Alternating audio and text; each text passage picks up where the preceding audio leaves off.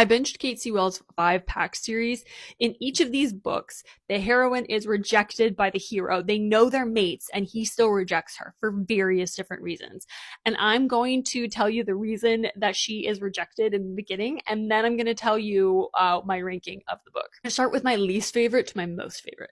Least favorite, this novella. He rejects her because he realizes she would be put in danger if he claimed her as his mate, and he's not 100% certain she is his mate. In fact, he thinks she's not. In 6th place, we have his curvy rejected mate. He rejects her because he finds out very suddenly that she had sexual relations with someone else. Mind you, they've been hooking up for ages. He finds this out. He rejects her in front of everybody. I'm gonna be honest, it triggered my circa 2000s body dysmorphia pretty hard. In 5th place, the wild wolf's rejected mate. He rejects her because he fears she's going to reject him first. She kind of has this thing where her wolf is afraid of everything, and it gives off this really not nice odor.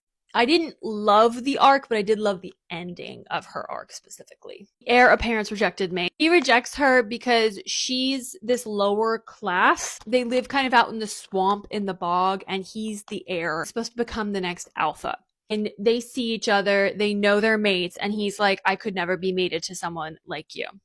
In all of the other books, FMC's wolves are like kind of petite, small, not hers. Rosie's wolf is the size of a dinosaur. I lived for it. The lone wolf's rejected mate. Oh my god, I loved this one. I was waiting for this one since book 1. Okay, this is book 3. I wanted these two together so badly. He hasn't ever been able to control his wolf. So he rejects her because he realizes he can't control his wolf. Also, she's very young at the time. Then he goes and becomes like a semi-feral wolf, and they're apart for a pretty long time. And it's like a second chance type thing. Ravaged Wolf. This one is a tough read, I will admit. And you do need to check your trigger warnings on this one. But I loved the arc on this, and I thought it was so well done. He technically doesn't reject her. They find out they're mates, but they're in a situation where it's like corporate America, and her parents are trying to rise the like corporate ladder, if you will. Has to wait for a certain period of time to get with her mate, right? But she's approaching heat. When they go into heat, they have to be together. Otherwise, the male wolf will literally go feral. That's what happens here. They are held apart for too long, not of their own volition or of their own accord, really, but because of these social requirements set by their parents. So that happens, and then basically they separate. He is so guilty and so guilt-ridden. Goes to a different pack. They're separated for an extended period of time. Gets to the point where she's like, no, I want my mate. She initiates contact again. He does not.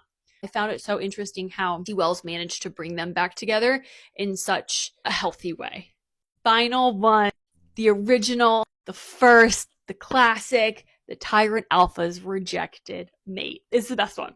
It's the best one, and it's the first one. Killian is the alpha of all alphas. He dominates every other alpha out of all the 5 packs. He wins all of the fights. He can flip, shift. He's like the strongest. Una, contrastingly, is disabled. She has a handicapped leg. She's kind of an alpha in her own right, in that she is caring for the misfits of the pack. Una sees Killian in some social situation, and normally she tries to keep her head down away from everybody in the pack. She sees him at the social setting, and she stakes her claim. She says, that's my mate. He rejects her in front of everyone. When I tell you the groveling this man has to do to get her back, could never be enough for me. However, it was a good time.